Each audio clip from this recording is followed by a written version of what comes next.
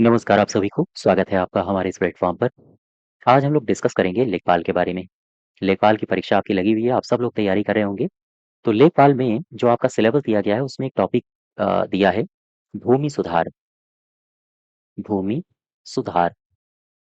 इस टॉपिक के बारे में आप सब लोग पढ़ चुके होंगे, लेकिन हम आज डिस्कस करने वाले हैं उत्तर प्रदेश में भूमि सुधार के लिए क्या-क्या प्रयास किए गए। बहुत महत्वपूर्ण टॉपिक है। 1 से 2 सवाल आपको यहाँ से डायरेक्ट देखने को मिल सकते हैं। ठीक? तो आओ ज़रा इसी को शुरू करें, लेकिन उससे पहले एक जानकारी दे दूँ। यूपी ट्रिपल एससी के लिए अगर आप मॉक टेस्ट लेखपाल के लिए मॉक टेस्ट जॉइन करना चाहते हैं, तो आपको हमारे एप्लीकेशन पे इसका मॉक टेस्ट मिल जाएगा। इसको जॉइन करने के लिए आपको एप्लीकेशन में जाना होगा, लिंक डिस्क्रिप्शन बॉक्स में मिल जाएगी। वहाँ जाके मॉक टेस्ट 1 सीरीज़ से आप जुड़ सकते हैं। ठीक है? चलिए शुरुआत करें। यहाँ पर आओ। भूमि सुधार, कहाँ पर? उत्तर प्रदेश में। सबसे पहले आओ ज़रा एक तिथि की चर्चा करते हैं। उत्तर प्रदेश में भूमि सुधार के लिए सबसे पहले जमींदारी उन्मूलन के प्रयास के लिए कौन-कौन से कदम अपनाए गए थे उत्तर प्रदेश सरकार के द्वारा, उनको आओ देखते हैं। उत्तर प्रदेश में उत्तर प्रदेश में जमींदारी उन्मूलन, जमींदारी उन्मूलन, गौर करना। यहाँ से एक तारीख आपको याद रखनी है, बहुत महत्वपूर्ण है। ये तारीख है 8 अगस्त 1946, 1946। ठीक? इस तारीख को हुआ क्या? हुआ ये कि एक प्रस्ताव पास होता है। एक प्रस्ताव पास हुआ। अब बात हो रही है उत्तर प्रदेश प्रदेश की, तो प्रस्ताव कहाँ पास हुआ होगा? ये पास हुआ होगा विधानसभा में। विधानसभा कहाँ की? ये अपने उत्तर प्रदेश की। तो उत्तर प्रदेश की विधानसभा में एक प्रस्ताव पास हुआ। अब सवाल ये आया कि यहाँ पर प्रस्ताव पास हुआ तो किस विषय पर पास हुआ होगा? ये विषय था जमींदारी उन्मूलन। जमींदारी उन्मूलन। गौर करते रहना। फिर से समझो मैं क्या कह रहा हूँ, पूरी स्टोरी समझो पहले। उत्तर प्रदेश में 8 अगस्त 1946 को विधानसभा में प्रस्ताव पास होता है और उसका विषय या हम कहें उसका सिद्धांत रखा गया कि हमें जमींदारी का उन्मूलन करना है। अर्थात जमींदारी उन्मूलन के सिद्धांत को इस प्रस्ताव में अपनाया गया और ये प्रस्ताव पास कर दिया गया। अब सवाल ये बनता है कि प्रस्ताव तो पास हो गया, जमींदारी उन्मूलन होगा कैसे? उसके लिए एक समिति बनाई गई और इस समिति से कहा गया कि आप हमें ये सुझाव दो कि हम जमींदारी को कैसे समाप्त कर सकते हैं। अब ये जो समिति बनाई जाएगी, इस समिति को कहा गया जमींदारी उन्मूलन समिति, उत्तर प्रदेश में बनी। जमींदारी उन्मूलन समिति। ठीक है? आओ जरा नए पेज से इसके बारे में चर्चा करते हैं। समिति कौन-सी है? जमींदारी उन्मूलन उन्मूलन समिति, ये समिति है। अब सवाल ये है कि ये समिति कब बनी थी? प्रस्ताव पास होने के बाद। प्रस्ताव पास हो चुका था जमींदारी समाप्त करने के लिए। अब इस समिति के ऊपर ये ज़िम्मेदारी डाली गई कि जो प्रस्ताव पास हुआ है, ये प्रस्ताव कैसे प्रभाव में लाया जाए। अर्थात इस प्रस्ताव का प्रभाव में लाया जाना, ये इसकी समिति की ज़िम्मेदारी थी। अर्थात समिति से ये कहा गया कि आप हमें ये सुझाव बताइए कि इस प्रस्ताव को कैसे प्रभाव में लाया जाए। क्यों? क्योंकि ज़मींदार बहुत सारे थे और इनके पास भूमि भी बहुत थी। अब अगर भूमि होगी तो उनके पास रुपया पैसा होगा, ये विद्रोह कर सकते हैं। तो विद्रोह भी ना करें, हमारा काम भी चल जाए, सरकार के पास ज़मीन भी आ जाए, जिससे वो किसानों को ज़मीन बाँट सकें। तो इन सब के लिए इस समिति को गठित किया गया। ठीक?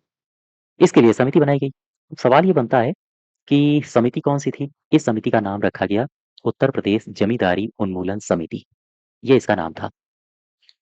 यहाँ तक बात समझ पा रहे हो? अब अगर समिति बनी है तो उसका कोई ना कोई अध्यक्ष होगा। बोलो भाई। और अगर समिति बनी है तो उसका कोई ना कोई उपाध्यक्ष होगा। सवाल डायरेक्ट पूछे जा सकते हैं, याद रखिएगा। इसका जो अध्यक्ष बनाया गया था, ये बनाए गए थे जी.वी. पंत साहब। जी.वी. पंत महोदय इसके अध्यक्ष बनाए गए। उपाध्यक्ष कौन थे? इनका नाम था हुक्म सिंह। हुकुम सिंह बने उपाध्यक्ष और जी.वी. पंत बन गए इसके अध्यक्ष। अब केवल बात यहीं तक सीमित नहीं रह गई। इस समिति में और भी सदस्य थे। आओ जरा समझते हैं। उत्तर प्रदेश उत्तर प्रदेश जमींदारी उन्मूलन समिति। ठीक है? उत्तर प्रदेश जमींदारी उन्मूलन समिति। गौर करते रहना, बहुत ध्यान से समझना है सारी चीजें। मैंने आपको 2 बातें बता दी। कौन-कौन सी? एक तो अध्यक्ष का नाम याद रखना है आपको। अध्यक्ष का नाम है जी.वी. पंत और दूसरा कौन से नाम याद रखने हैं? एक नाम याद रखना है आपको उपाध्यक्ष का। उपाध्यक्ष कौन है? हुकुम सिंह। ठीक है? क्या इनके अलावा भी कोई थे? हाँ, इनके अलावा भी कई सारे लोग थे।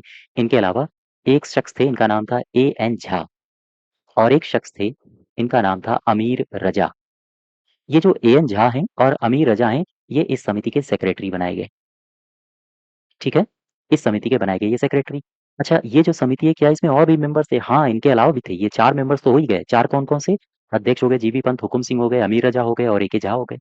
इनके अलावा भी 13 अन्य सदस्य थे। 13 सदस्य इसमें अन्य थे।